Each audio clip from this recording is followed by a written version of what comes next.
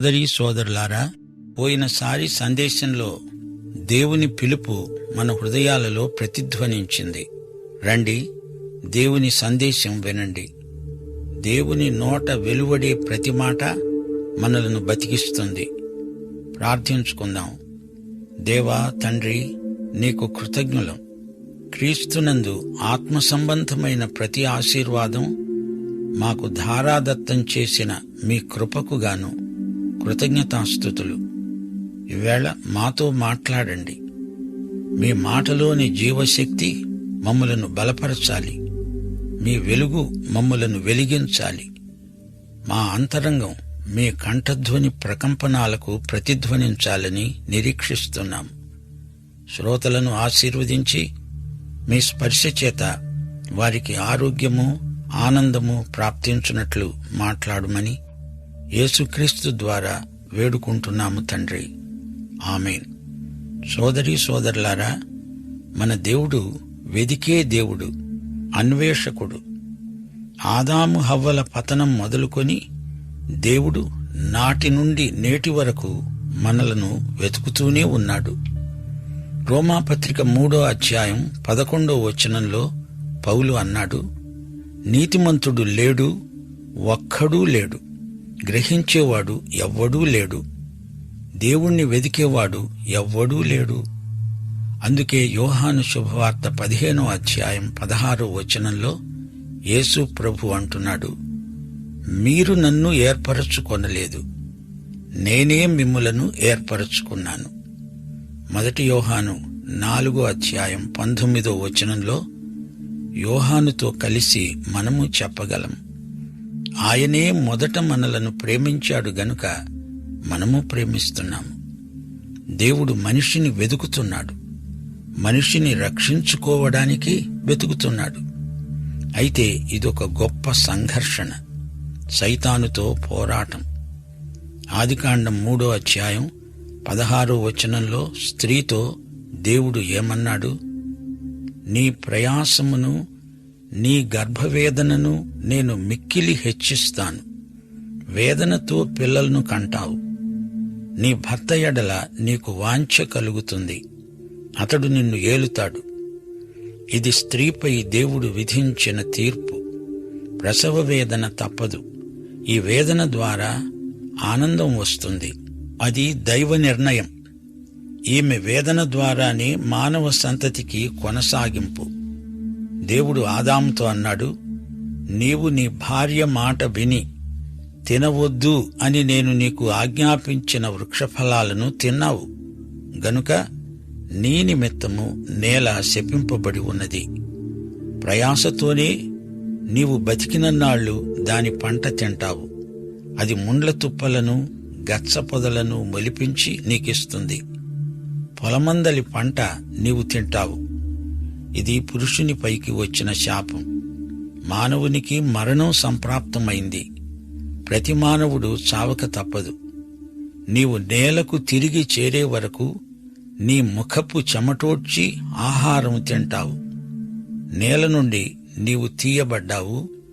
నీవు మన్నే గనుక తిరిగి మన్నైపోతావు. మరణం మానవునిపైకి వచ్చిన దేవుని తీర్పు, శాపం. భౌతిక మరణం అంటే మానవుని ఆత్మ, జీవం, వ్యక్తిత్వం మానవ శరీరం నుండి వేరవటం. ప్రసంగి 12వ అధ్యాయం 7వ వచనంలో సొలొమోను అన్నాడు, మన్నైనది వెనుకటి వలెనే మరల భూమికి చేరుతుంది.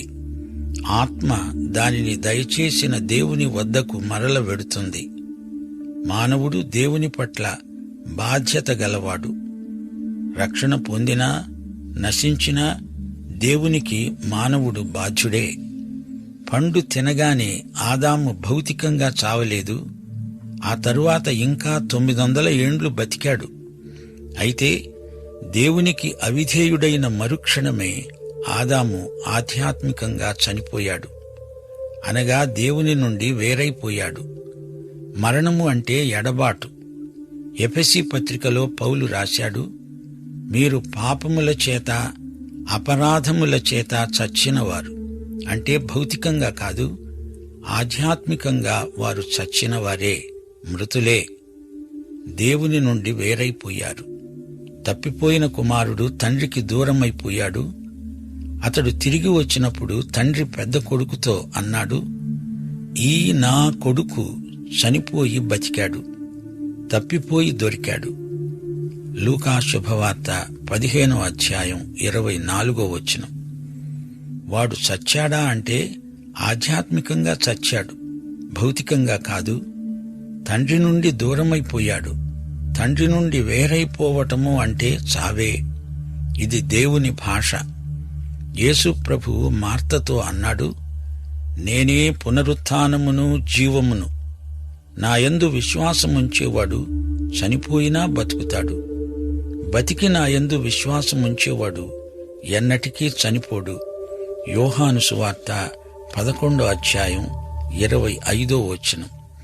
ఇక్కడ మరణం అంటే ఆధ్యాత్మికంగా ఎడబాటు, దేవుని నుండి వేరై దూరమైపోవటం. నిషిద్ధ ఫలం తిన్నప్పుడే మానవుడు ఆధ్యాత్మికంగా చనిపోయాడు. అందుకే అతడు దేవుని నుండి పారిపోయాడు. అంజూరపు ఆకులతో కచ్చడాలు కుట్టుకొని కప్పుకున్నాడు. ఆదాము తన భార్యకు హవ్వ అని పేరు పెట్టాడు. ఎందుకనగా ఆమె జీవము గల ప్రతివానికి తల్లి. హవ్వ కయీనును హెబెలును ఏదెను తోటలో కన్నలేదు. ఆ ఇద్దరూ ఆదాము హవ్వల పతనం తరువాతనే పుట్టారు. దేవుడైన యెహోవా ఆదామునకు అతని భార్యకు చర్మపు చొక్కాలు తయారు చేసి వారికి తొడిగించాడు. జంతు చర్మపు చొక్కాలు. అవి తయారవ్వాలంటే జంతువును వధించాల్సిందే. అదే జంతు బలికి ఆరంభం. అంజూరపు ఆకుల కచ్చడాలను దేవుడు అంగీకరించలేదు. వారికి చర్మపు చొక్కాలు తయారు చేశాడు. ఆదాము హవ్వలు ఏదెను తోట నుండి బహిష్కృతులై వెళ్లిపోతూ ఆ జంతు బలిని చూచారు. అతి పరిశుద్ధ స్థలమందు కృపాసనముపై మోషే ప్రోక్షించిన రక్తానికి ఆధారం, కరుణాధారం. ఇద్దరు కెరూబులు కరుణాపీఠము నుండి కిందికి ఆ రక్తం కేసి చూస్తారు. దేవుని సన్నిధిలోకి ప్రవేశం ఆ విధంగానే ప్రాప్తిస్తుంది అనటానికి అది పాత నిబంధన సాంకేతిక భాష. అంజూరపు ఆకులు, చర్మపు అంగి, ఈ రెండు సంకేతాల వెనుక ఉన్న సత్యాన్ని గమనించండి. దేవుణ్ణి సమీపించాలి అంటే నీ పాపాలు కప్పివేయబడాలి. నీ సత్క్రియలు ఆధారంగా నీవు దేవుని దగ్గరికి రాలేవు. నీవు ఉన్న పాటున వచ్చేయాల్సిందే. అంజూరపు ఆకులతో కప్పుకుంటే దానిని దేవుడు ఆమోదించడు, అంగీకరించడు. మానవుడు తన చేతితో చేసిన పని పనికిరాదు. అంజూరపాకుల దుస్తులను దేవుడు గుర్తించడు. దేవుడే మన పాపాలను కప్పాలి. యేసుక్రీస్తు యొక్క మరణబలి మాత్రమే మన పాపాలను కప్పివేయగలదు. దేవుని ఉగ్రతను తప్పించుకోవాలంటే మానవునికి ప్రత్యామ్నాయ బలి కావాలి. అప్పుడు దేవుడైన యెహోవా అన్నాడు, ఇదిగో, మంచి చెడ్డలను ఎరుగునట్లు ఆదాము మనలో ఒకని వంటి వాడయ్యాడు. కాబట్టి అతడు ఒకవేళ తన చెయ్యి చాచి జీవవృక్ష ఫలాలను కూడా తీసుకొని తిని నిరంతరము జీవిస్తాడేమో అని అతడు ఏ నేల నుండి తీయబడ్డాడో దానిని సేద్యం చేయటానికి ఏదెను తోటలో నుండి అతణ్ణి పంపివేశాడు. దేవునికి స్తోత్రం. దేవుడు అలా చేసి ఉండకపోతే పాపీ చిరాయు అన్నట్లు ఎల్లకాలం పాపంలో మనిషి ఈ భూమిపై ఉండిపోయేవాడు. అప్పుడు లోకానికి పాప భారం మరీ ఎక్కువైపోయేది. దేవుడు ఆదామును వెళ్లగొట్టి ఏదెను తోటకు తూర్పు దిశగా కెరూబులను, జీవవృక్షమునకు పోయే మార్గమును కాపలా కాచేందుకు ఇటూ అటూ తిరుగుతున్న ఖడ్గజ్వాలలను నిలువబెట్టాడు. దేవుడు ద్వారాన్ని బంద్ చేయలేదు, అది తెరిచే ఉంది. అయితే జీవవృక్షం ద్వారా ఎవరూ లోపలికి వెళ్లలేరు కాని రక్తబలి ద్వారా మాత్రమే వెళ్లగలరు. మానవుడు వెనక్కు తిరిగి చూస్తే రక్తబలి కనిపించింది. ఇప్పుడు 4వ అధ్యాయంలోకి రండి. సోదరీ సోదరులారా, ఈ అధ్యాయంలో కయీను హెబెలుల పుట్టుక, కయీనుకు దేవుడు ప్రాయశ్చిత్త మార్గం చూపుతాడు. కయీను తన సోదరుణ్ణి హత్య చేశాడు. కయీను సంతానం నిర్దేవ నాగరికత, సేతు జన్మ మొదలైన వివరాలు వినండి. ఆదికాండం 3వ అధ్యాయంలో పాపము యొక్క వేరు ఉంది. 4వ అధ్యాయంలో పాపము యొక్క ఫలితం ఉంది. పాప ఫలితం ఎంత ఘోరమో ఈ అధ్యాయంలో చూస్తాము. మానవుని అపనమ్మకం, అవిధేయత మూలంగా మానవ జాతి అంతటి మీదికి శిక్ష, తీర్పు రావటం జరిగింది. అదే పాప స్వభావం నీకు నాకు ఉంది. ఆదిపితరుడైన ఆదాము స్వభావమే మనందరికీ ఉంది. ఆదాము హవ్వలు కన్న 2 కుమారులను చూస్తే మనకు ఈ చేదు నిజం ఇట్టే బోధపడుతుంది. ఆదాము దంపతులు ఇంకా ఎంతమందినో కన్నారు, కాని వీరిద్దరినే బైబిలు మనకు పరిచయం చేస్తుంది. ఆదికాండం 4వ అధ్యాయం 1వ వచనం. ఆదాము తన భార్య అయిన హవ్వను కూడినప్పుడు ఆమె గర్భవతి అయి కయీనును కని అనుకున్నది, యెహోవా దయ వలన నేను ఒక మనుష్యుణ్ణి సంపాదించుకున్నాను. సైతానుతో పోరాటం ఇంతగా పొడిగించబడుతుంది అని ఆదాము హవ్వలు ఊహించలేదు. అందుకే కయీను పుట్టగానే హవ్వ అనుకున్నది, ఇక ఈ పోరాటం ముగిసినట్లే. హవ్వ కయీను తమ్ముడైన హెబెలును కన్నది.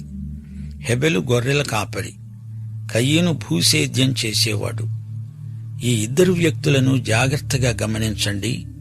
కొంతకాలమైన తరువాత కయీను పొలం పంటలో కొంత యెహోవాకు అర్పణగా తెచ్చాడు. కొంతకాలమైంది అంటే సబ్బాతు రోజు వచ్చింది. సబ్బాతు రోజు దేవుడు విశ్రమించిన రోజు. అది ఆరాధన స్థలం. అక్కడికి అర్పణ తెచ్చాడు కయీను. ఆరాధనను గురించిన ప్రత్యక్షం దేవుడు అప్పుడే ప్రథమ కుటుంబానికి ఇచ్చాడు. హెబ్రీ పత్రిక 11వ అధ్యాయం 4వ వచనం. విశ్వాసమును బట్టి హేబెలు కయీను కంటే శ్రేష్టమైన బలి దేవునికి అర్పించాడు. దేవుడు అతని అర్పణలను గూర్చి సాక్ష్యమిచ్చినప్పుడు అతడు అదే విశ్వాసమును బట్టి నీతిమంతుడు అని సాక్ష్యము పొందాడు. అతడు మృతి చెంది కూడా అదే విశ్వాసమును బట్టి మాట్లాడుతున్నాడు. విశ్వాసమును బట్టి హేబెలు అర్పణ తెచ్చాడా? అది ఎలాగా? రోమాపత్రిక 10వ అధ్యాయం 17వ వచనం. వినుట వల్ల విశ్వాసం కలుగుతుంది. వినుట క్రీస్తును గురించిన మాట వల్ల కలుగుతుంది. ఈ సంగతి హేబెలు విని ఉంటాడు, లేకపోతే ఆ అర్పణలు తెచ్చి ఉండేవాడు కాడు. విశ్వాసమును బట్టి హెబెలు వచ్చాడంటే వినుట చేతనే అతనికి విశ్వాసం కలిగింది. అయితే కయీను విశ్వాసమును బట్టి వచ్చినవాడు కాడు. కయీను భూఫలములను తెచ్చాడు. అందులో తప్పేముంది? కయీను కూడా మంచి పదార్థాలే తెచ్చాడు. తన పొలంలో శ్రేష్టమైన పంట తెచ్చాడు. అతడు తెచ్చిన అర్పణలో ఎట్టి లోపమూ లేదు. దాన్ని తెచ్చి దేవునికి అర్పించాడు. హెబెలు కూడా తన మందలో తొలిచూలున పుట్టిన వాటిలో కొవ్విన వాటిని కొన్ని తెచ్చాడు. యెహోవా హేబెలును అతని అర్పణను లక్ష్యపెట్టాడు. కయీనును అతని అర్పణను దేవుడు లక్ష్యపెట్టలేదు. కాబట్టి కయీనుకు మిక్కిలి కోపము వచ్చి అతడు తన ముఖం చిన్నబుచ్చుకున్నాడు. ఇంతకు కయీను చేసిన తప్పేమిటి? యూదాపత్రిక 11వ వచనంలో కడవరి రోజులను గురించి మాట్లాడుతూ అన్నాడు, వారు కయీను నడిచిన మార్గాన నడిచారు. కయీను మార్గం ఎలాంటిది? కయీను విశ్వాసమును బట్టి రాలేదు, తన స్వంత మార్గాన వచ్చాడు. అది కయీను మార్గమే, విశ్వాస మార్గం మటుకు కాదు. మానవ స్వభావం పాపభూయిష్టమైంది అనే సత్యాన్ని అతడు తెచ్చిన అర్పణలు చూపటం లేదు. దేవుడేమంటున్నాడు? రక్తబలి తేవాలి. రాబోయే విమోచకుణ్ణి తలపింపచేసే బలి కావాలి.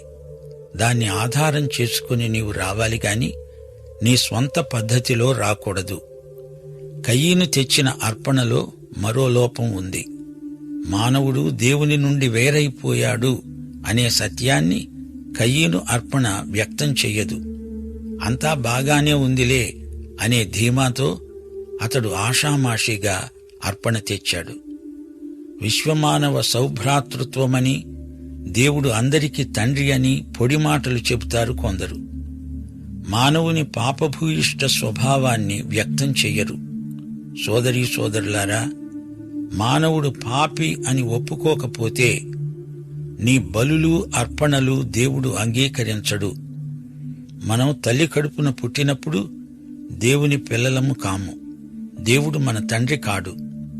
దేవుని పిల్లలము అవ్వాలంటే మనము తిరిగి జన్మించాలి. అది ఆత్మ జన్మం, పరలోక జన్మం. మానవుడు దేవుని నుండి వేరైపోయిన పాపి. ఈ వాస్తవాన్ని, చేదు నిజాన్ని కయీను గుర్తించలేదు అనటానికి అతడు తెచ్చిన అర్పణే సాక్ష్యం. దేవుడు పాపి చేసిన క్రియలను అంగీకరించడు అనే సత్యాన్ని కయీను గుర్తించలేదు. తన క్రియలను దేవుడు అంగీకరించకపోతాడా అనుకున్నాడు. తీతుపత్రిక 3వ అధ్యాయం 5వ వచనం చెప్పే సత్యం మనం మరువరానిది.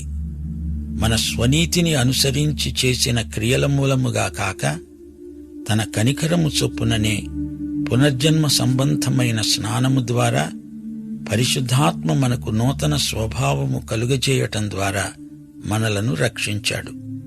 కయీను హెబెలుల మధ్య వ్యత్యాసం వారు ఎలాంటి వారు అని కాదు, కాని పాపమును గురించి వారి వైఖరి ఏమిటి అనేది అసలు ప్రశ్న. వారు తెచ్చిన అర్పణలను బట్టి వారి మధ్య అంతరం బట్టబయలవుతుంది. ఈ ఇద్దరు వ్యక్తులు అన్నదమ్ములు, ఒకే కుటుంబం నుండి వచ్చారు. ఇద్దరికీ ఒకే తల్లిదండ్రులు, ఇద్దరూ సమాన వారసులు, ఇద్దరూ ఒకే వాతావరణంలో పెరిగారు. కయీనుకు తాత ముత్తాతల పోలికలు వచ్చాయందామా? అసలు అతనికి తాతే లేడు. హేబెలుకు వాళ్ల అమ్మమ్మ పోలికలంటారా? అతనికి అమ్మమ్మే లేదు. వారికి తాతలు లేరు, నాన్నమ్మలు లేరు. అది మానవతలో ప్రథమ కుటుంబం. వారిద్దరూ ఒకే కుటుంబంలో, ఒకే తల్లిదండ్రుల పెంపకంలో పెరిగారు. వారిద్దరి మధ్య భేదం వారు తెచ్చిన కానుకల్లోనే ఉంది.